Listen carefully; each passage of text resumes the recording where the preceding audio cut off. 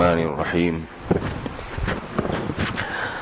رسول اللہ صلی اللہ علیہ وسلم نے فرمایا: مثل المؤمن الذي يقرأ القرآن كمثل الأترجة. اس مسلمان کی مثال، اس مومن کی مثال جو قرآن مجید کی تلاوت کرتا ہے، اترجہ کی طرح ہے. ریحها طیب وطعمها طیب، جس کا ذائقہ بھی اچھا ہوتا ہے اور اس کی خوشبو بھی اچھی ہوتی ہے. اور فرمایا: وَمَثَلُ الْمُؤْمِنِ الَّذِي لَا يَقْرَأُ الْقُرْآنَ كَمَثَلِ التَّمْرِ طَعْمُهَا طِيبٌ وَلَا رِيحَ لَهَا. اور جو مومن قرآن کی تلاوت نہیں کرتا، اس کی مثال کھجور کی طرح ہے کہ جس کا ذائقہ تو اچھا ہے مگر اس میں خوشبو نہیں ہے. اور فرمایا: وَمَثَلُ الْمُنَافِقِ الَّذِي لَا يَقْرَأُ الْقُرْآنَ كَمَثَلِ الرَّيْحَانَةِ. اور منافق کی مثال جو قرآن کی تلاوت کرتا ہے، اس کی مثال ریحان خوشبو کی طرح ہے. طَعْمُهَا مُرٌّ وَرِيحُهَا طِيبٌ، جس کا ذائقہ کڑوا ہے مگر خوشبو اچھی ہے. اور وَمَثَلُ الْمُنَافِقِ الَّذِي لَا يَقْرَأُ الْقُرْآنَ، اور اس منافق کی مثال جو قرآن کی تلاوت نہیں کرتا، کمثل الحنظلہ، حنظلہ کی طرح ہے. ریحها مر وطعمها مر، جس کا ذائقہ بھی کڑوا اور خوشبو بھی کڑوی. تو آپ صلی اللہ علیہ وسلم نے بڑی بہترین مثال دی. تلاوت قرآن کی اس میں ترغیب ہے کہ تلاوت کا معمول بنانا چاہیے انسان کو. اور مثال دی کہ جو مومن ہے نا، جب وہ تلاوت کرتا ہے تو اس کے تو اندر بھی ایمان کی حلاوت ہے، تو اندر سے بھی اچھا ہے. جیسے جو خوشبو ہوتی ہے نا، اترنج کوئی خوشبو ہے، اردو میں معلوم نہیں کہ مشک کی خوشبو، مشک تو عربی میں بھی مسک کہتے ہیں اس کو، اترنج کوئی اور خوشبو ہوتی ہوگی. اندر سے بھی ذائقہ بھی اچھا ہے اور خوشبو بھی. تو مطلب یہ ہے کہ مومن اندر سے بھی اچھا ہوتا ہے، اور جب وہ تلاوت کرتا ہے تو وہ ماحول میں خوشبو بکھیر رہا ہے. یہ خوشبو دو طرح سے بکھیرتا ہے وہ. ایک تو یہ کہ کسی کے کان میں وہ الفاظ پڑھیں گے، سنیں، یعنی کوئی سنے گا، وہ کان میں تلاوت جائے گی تو ظاہر ہے اس کا بھی ایمان تازہ ہوگا. اگر تلاوت اچھے انداز سے ہو تو سننے والے کو مزہ بھی آتا ہے اور اس کا ایمان بھی بڑھتا ہے. تو ایک تو خوشبو اس لحاظ سے، اور دوسرا اس لحاظ سے کہ جب گھر میں تلاوت قرآن ہوتی ہے تو اس کی گھر میں برکت پھیلتی ہے. گھر سے جو شیاطین ہیں، جنات ہیں، یہ بوریا بستر باندھ کے باہر نکلتے ہیں. لوگ دکان کھلواتے ہیں نا تو جا کے قرآن خوانی کروا دیتے ہیں. مکان جب خریدتے ہیں تو قرآن خوانی پوری زندگی کے لیے ایک دفعہ، صحیح ہے نا. اور بچوں کو لائے بلائے اور پیسے ویسے پکڑائے، کھانا وانا کھلائے، ایک دفعہ سمجھتے ختم ہو گیا. تو ہونا تو یہ چاہیے کہ جب گھر خریدا ہے یا مکان خریدا ہے تو روز آنا اس میں تھوڑی دیر تلاوت کا معمول ہو. اور مرد کو چاہیے ہلکی سی بلند آواز سے تلاوت کرے، اور خواتین کو چاہیے کہ آہستہ، جیسے نماز میں انفرادی نماز میں تلاوت ہوتی ہے نا تو خواتین ایسے کریں.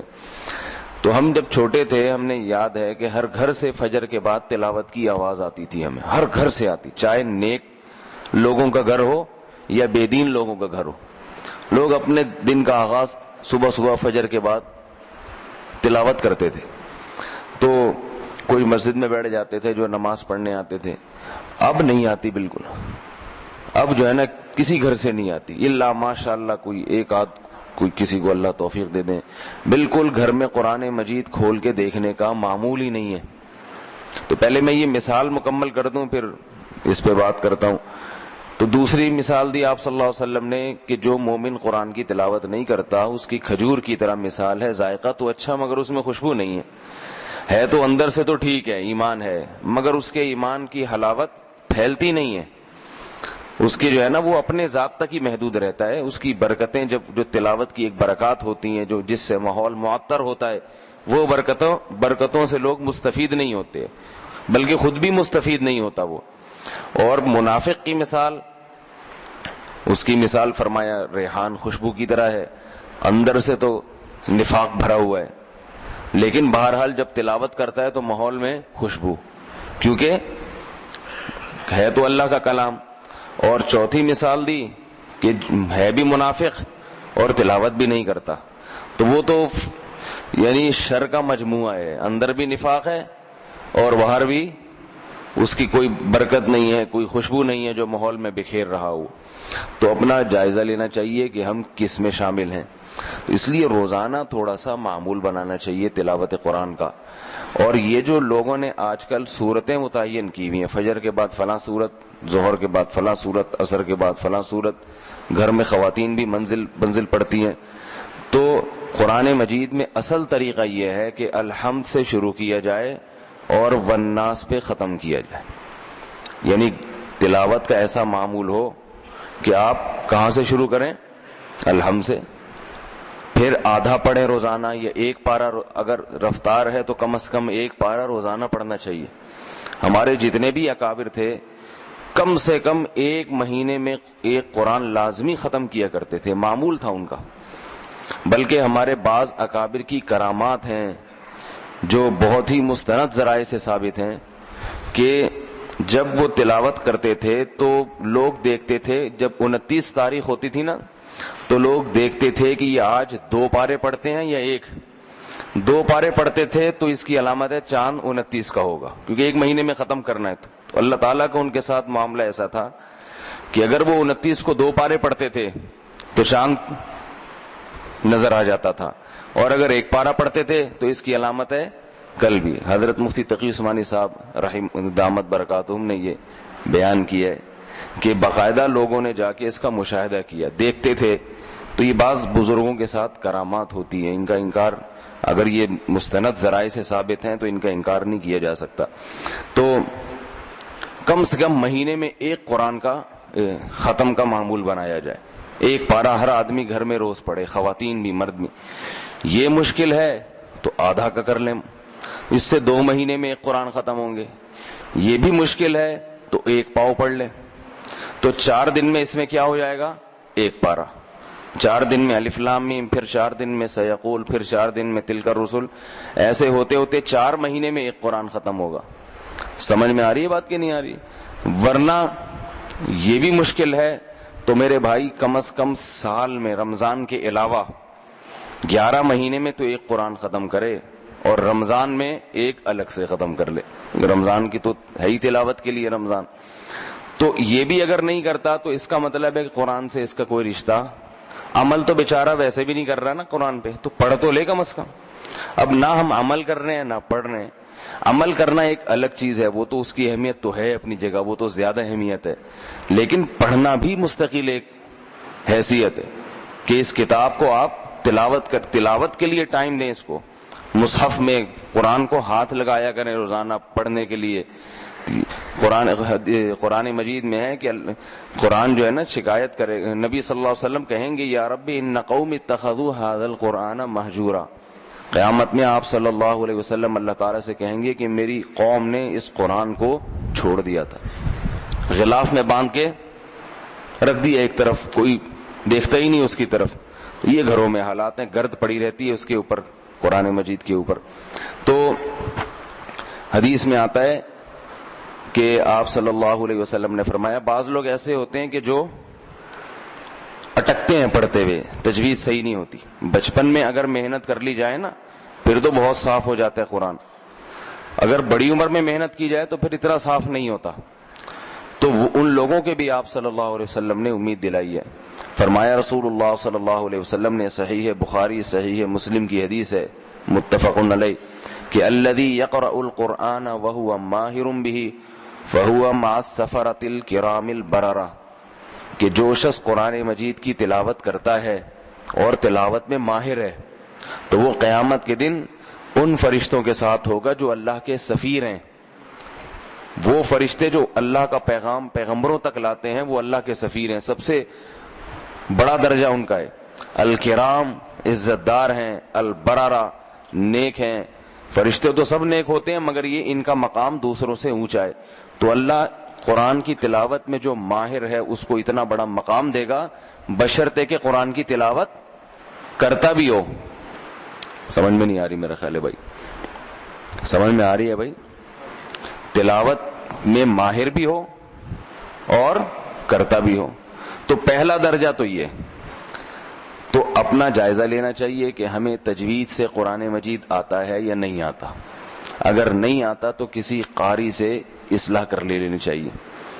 صحیح ہے نا. آج کل تو انٹرنیٹ پہ بھی لوگ پڑھانے والے ہیں, محلے میں بھی قاری صاحبان ہوتے ہیں, مسجد میں کسی سے رابطہ کریں, اپنے قرآن کو درست کریں. اور اس میں عمر کی کوئی قید نہیں ہے, شرم نہیں کرنی چاہیے کہ جی ہم 50 سال کے ہو گئے اب سیکھتے ہوئے اچھے نہیں لگیں گے.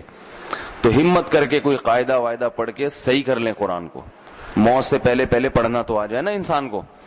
انگلش تو آتی ہے, ایک ایک لفظ ایسے بیٹھ کے ایک ایک لفظ کی جو ہے نا تلفظ کی ادائیگی درست کرتے ہیں, اور خود بھی سیکھتے ہیں, بچوں کو بھی سکھاتے ہیں. تو لیکن یہ کہ قرآن سے ایسی بے اتنائی ہے. تو اگر آپ کو آ گیا اچھی طرح پڑھنا, بہترین پڑھنا آ گیا, اور پھر آپ نے تلاوت کا معمول بھی بنا لیا, تو اللہ تعالیٰ نے اپنے نبی کی زبان سے خوشخبری دی ہے کہ قیامت میں اتنے بڑے لوگوں کے ساتھ بٹھاؤں گا میں.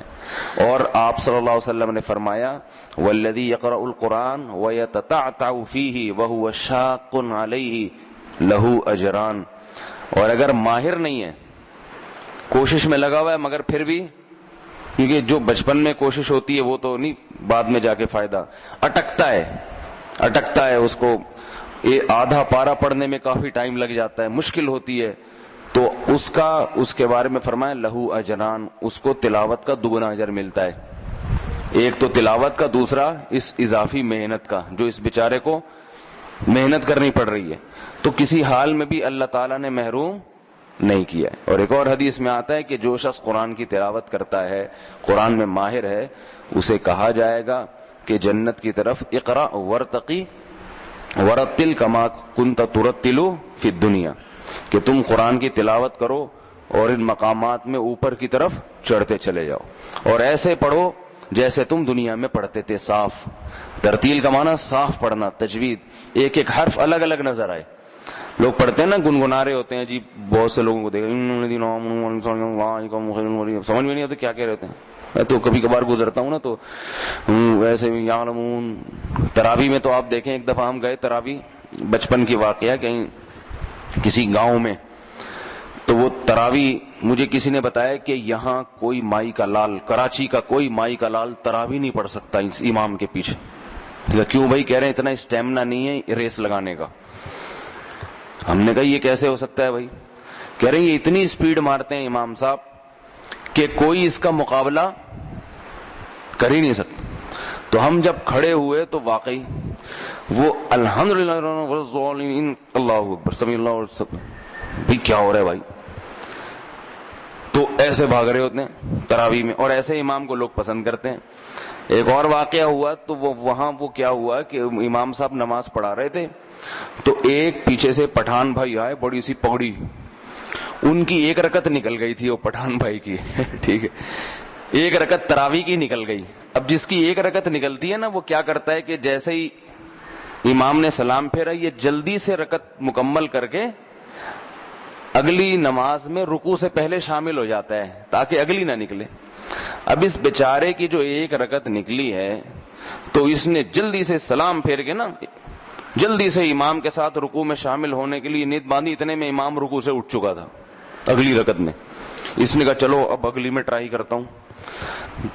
3-4 تراویاں اسی طرح نکل گئی, مگر یہ امام کو نہیں پکڑ سکا, تو غصے میں پگڑی اٹھا کے نیچے پھینکی ٹھیک ہے نا, اور چل پڑا, بولے جاؤ میں پڑھتا ہی نہیں نماز. ریس ایسی امام لوگ لگاتے ہیں.